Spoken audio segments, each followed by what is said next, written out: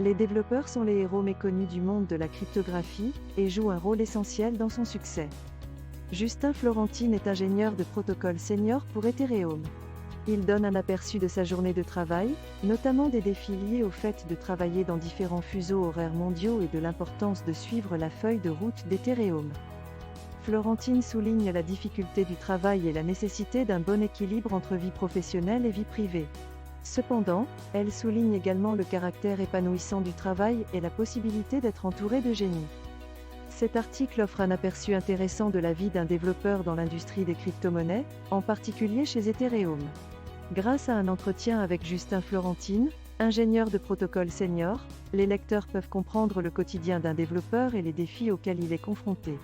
Florentine explique les responsabilités d'un développeur, les plateformes de communication qu'il utilise, le nombre moyen d'heures travaillées, la façon dont il prend des décisions, etc. Il donne également des conseils à ceux qui souhaitent devenir un développeur dans l'industrie. L'article offre une perspective unique et permet de mieux comprendre le travail nécessaire au développement des crypto-monnaies.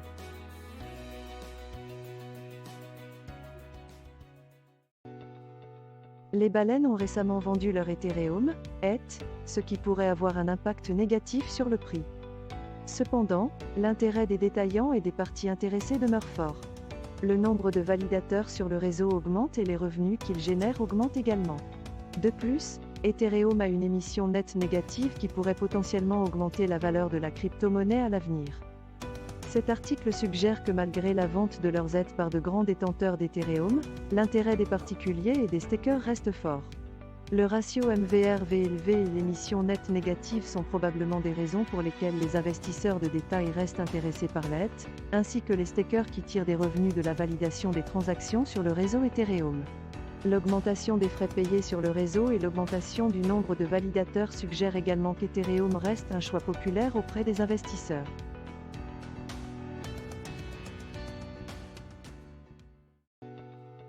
Le marché du Bitcoin fait preuve de résilience face à l'inquiétude des investisseurs à Wall Street.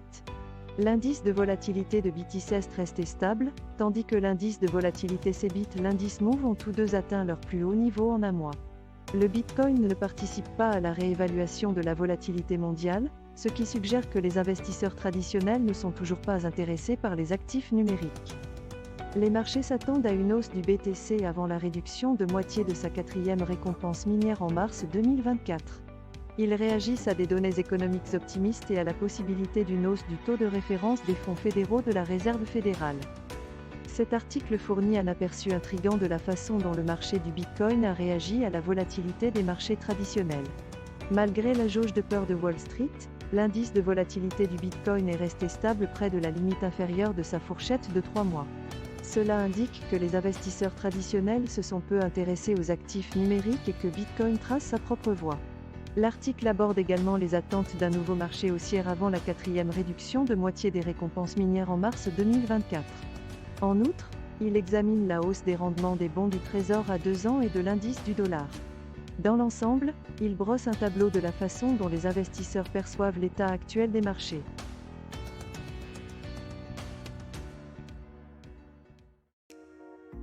Depuis le lancement de l'Ethereum Beacon Chain le 1er décembre 2020, seuls 0,04% des validateurs ont été supprimés, selon un développeur principal d'Ethereum.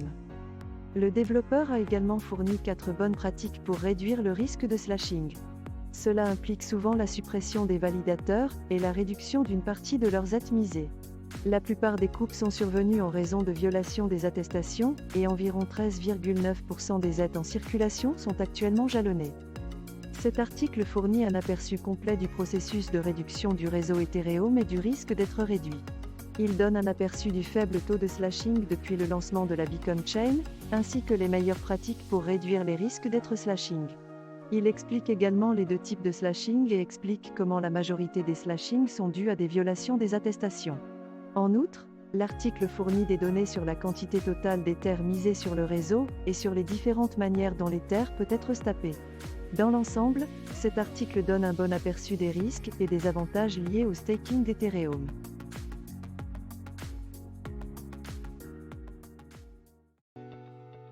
Yassine Mobarak a évoqué le tweet de David Schwartz sur Twitter. Le tweet suggère que Ripple pourrait être tenté de franchir une porte et de la fermer derrière eux. Mobarak a suggéré deux interprétations de ce tweet. Soit Ripple portera l'affaire devant la Cour suprême, soit ils mettront fin au procès en faisant reconnaître le XRP comme un actif non lié à la sécurité. Les commentaires précédents des dirigeants de Ripple indiquaient qu'ils préféreraient un ensemble clair de règles réglementaires de la part de la SEC pour l'ensemble de l'espace cryptographique. S'ils perdent l'affaire, ils peuvent quitter les États-Unis pour une juridiction favorable à la cryptographie. Cet article donne un aperçu des récents commentaires des dirigeants de Ripple qui soulignent leur volonté de garantir un cadre réglementaire pour l'espace cryptographique. Yacine Mobarak a fait un commentaire intéressant sur le tweet de David Schwartz en suggérant deux interprétations de ce qu'il pourrait vouloir dire par franchir une porte et la fermer. On ne sait pas exactement quelles sont les intentions de Ripple, mais il est évident que la société s'engage à obtenir un résultat positif pour l'espace cryptographique.